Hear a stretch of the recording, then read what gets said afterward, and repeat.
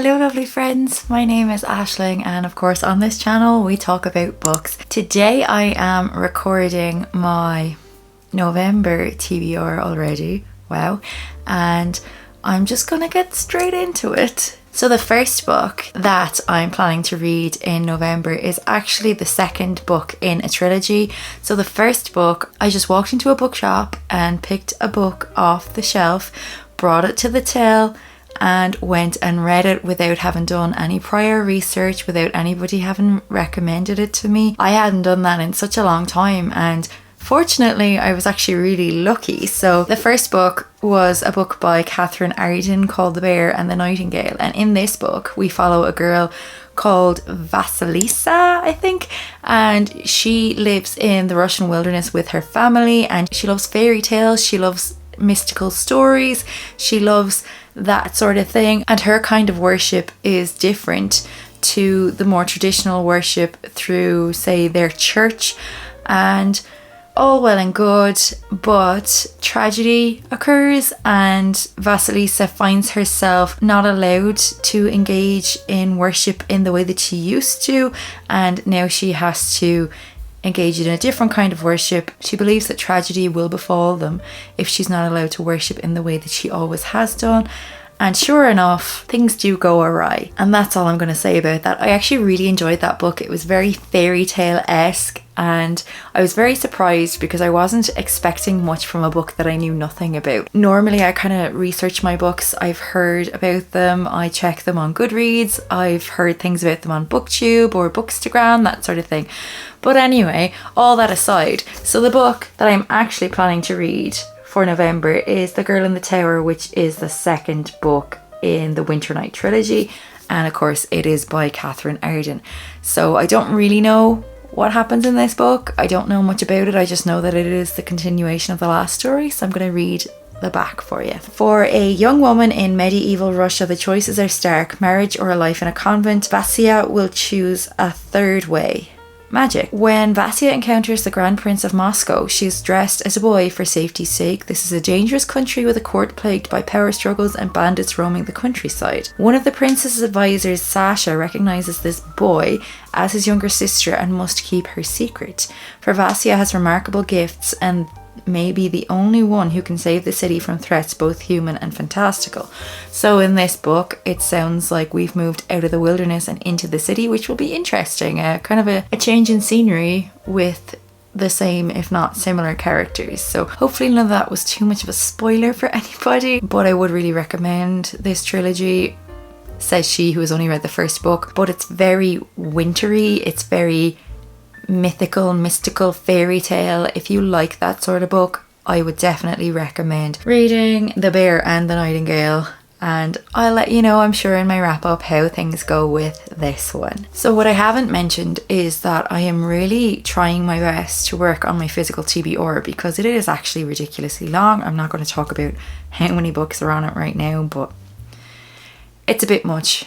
It's too much. Books are there to be read, they deserve to be read, and I'm really working on that at the moment. So every book actually in this TBR is from my own shelves rather than from the library or rather than from pre-orders or anything like that. And I do have quite a few classics and modern classics on my shelves, but I will admit that I do tend to steer clear of them quite often because, as you know yourself, they can be intimidating, the language can be a little bit different, the context can be something that we don't understand, but I want to read them. I've read some classics that I've really enjoyed, I've read some classics that I've absolutely detested, so just like any other books.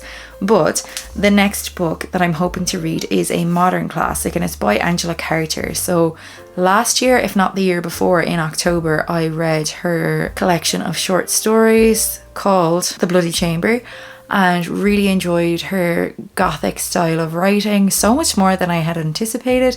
So the next book that's on my shelf by her that I'm gonna chance is Heroes and Villains, and again, I know very little about this book, but I'm hoping that I will have as much luck with it as I had with The Bloody Chamber. So this is a really short book, like 150-ish pages, so hopefully even if it is a little bit more difficult to read, it won't be too long.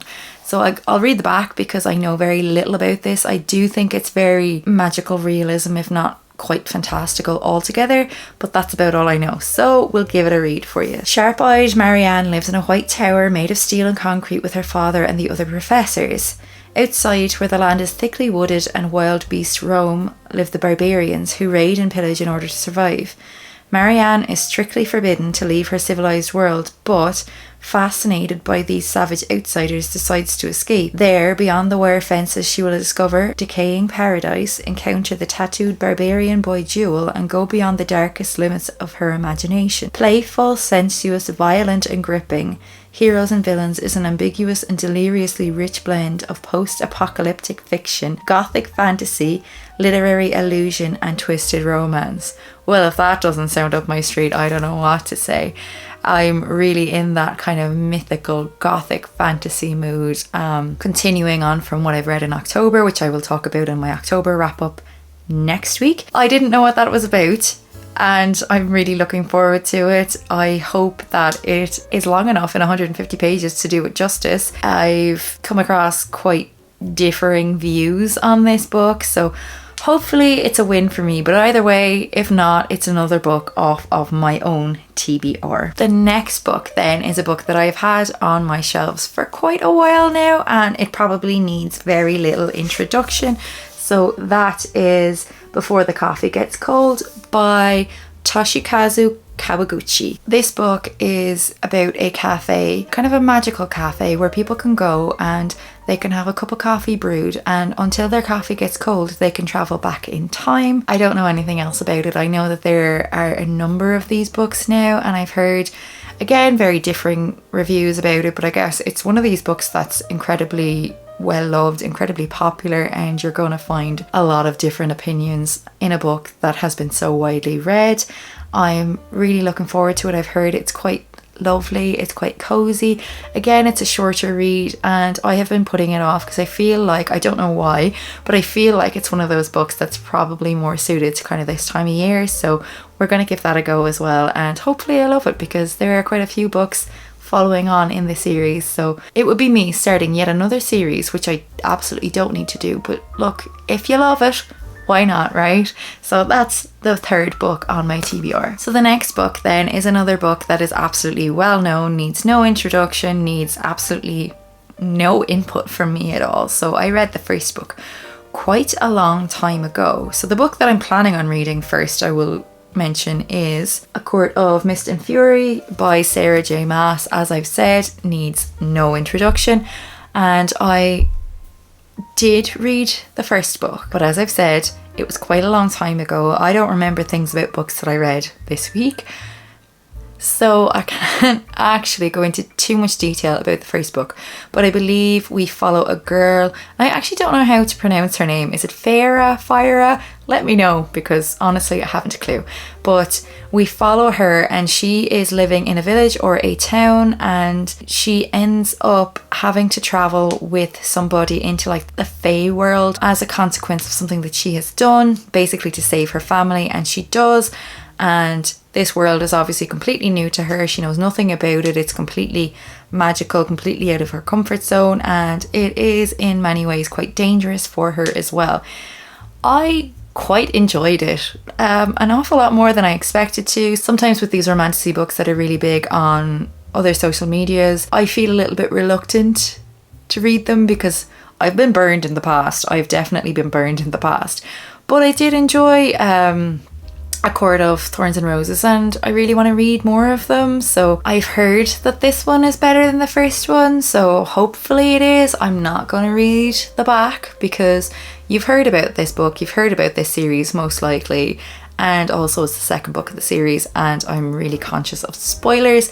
So yeah, November. So then the next book up is actually a book that I bought in October of this year.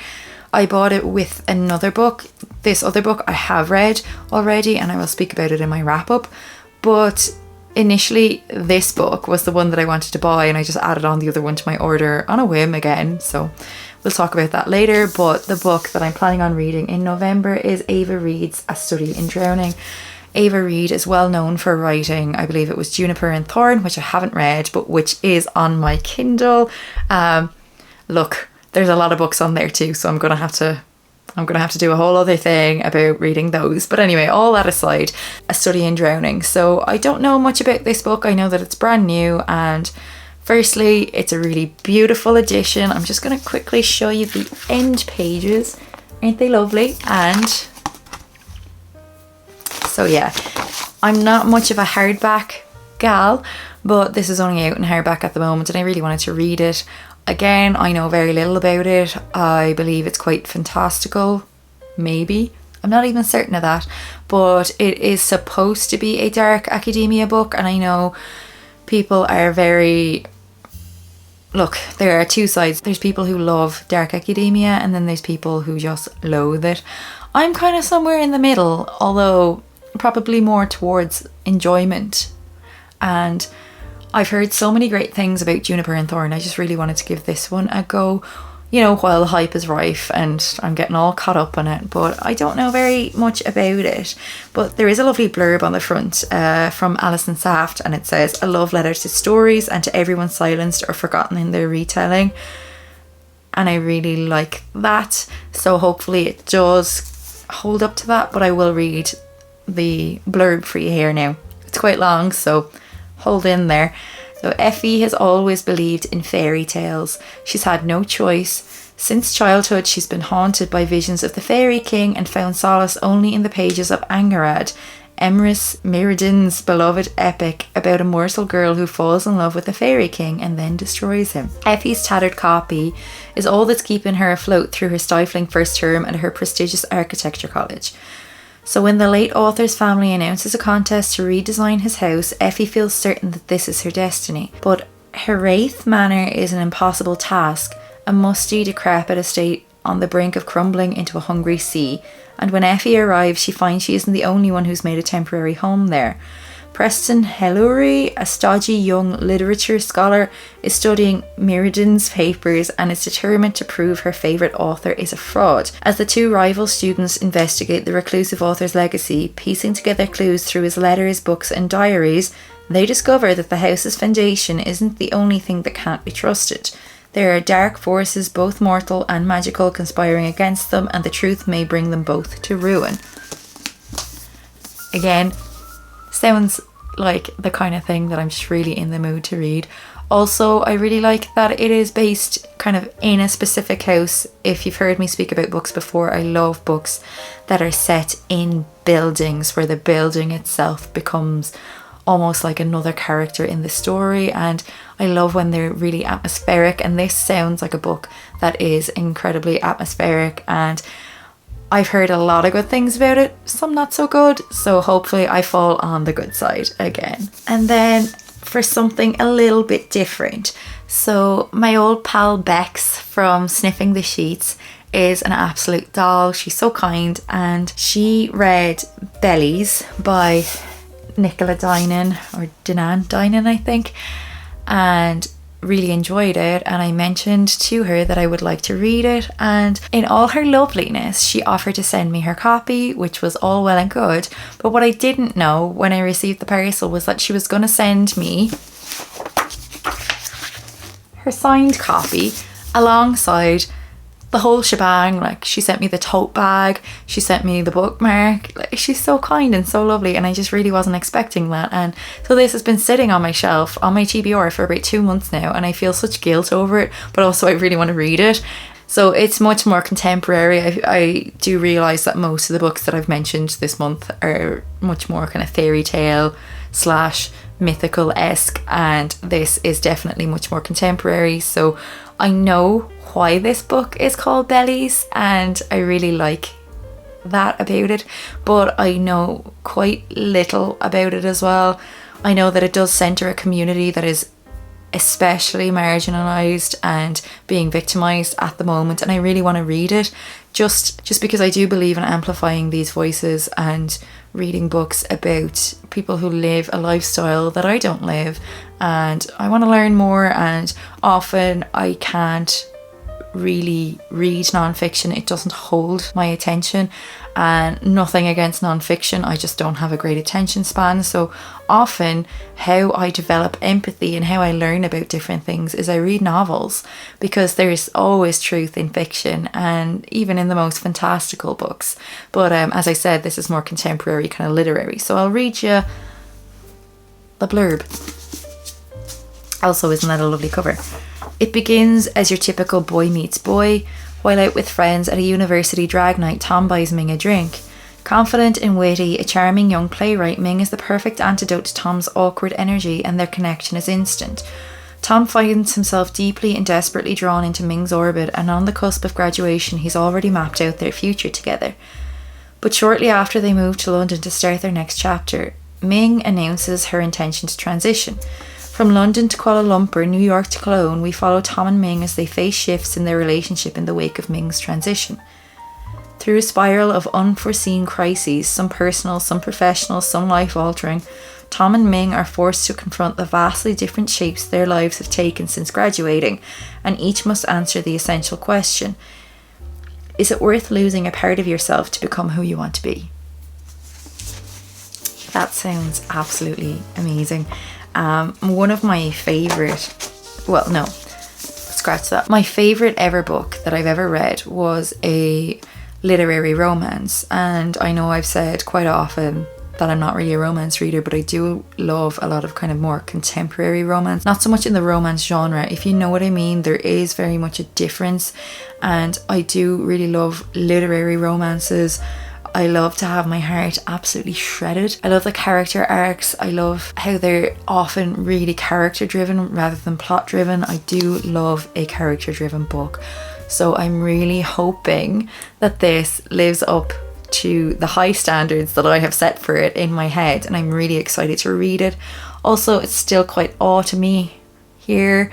I know November, we're moving into winter a little bit more, but the cover kind of screams autumn a little bit, and I'm really excited to get to it. So that is the last book that I am planning on reading in November. Again, I will say that it is suggestions to myself of what I might read, because I am such a mood reader. I tend to just flip-flop all over the shop, and I do have 2 pre-orders coming to me in the month of November as well, which I will speak about at a later date.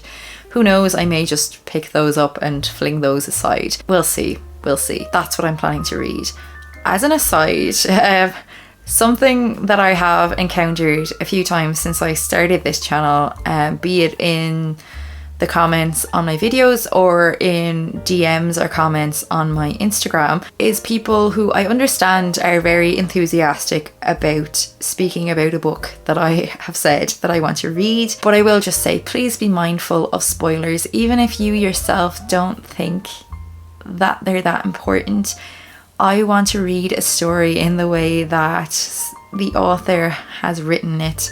I want to be fed the information in the way that the author has written it, has decided to tell the story. So please just hold off on telling me things about the story. I don't mind knowing about the plot to some degree, but please try to be mindful about potential spoilers. But I really love chatting with you, and I really love hearing about what you've been reading. So I don't want to be like giving out to people or anything, but just please do be mindful of that. We all do it. We've all done it by accident, and I'm sorry if I've ever done it, but it's just one thing that I really do ask. Anyway, what are you going to read in November? Are you like me, and are you a mood reader? Have you set yourself a bit of a TBR, or are you just going to wing it? How do you keep on top of your TBR, like your physical TBR?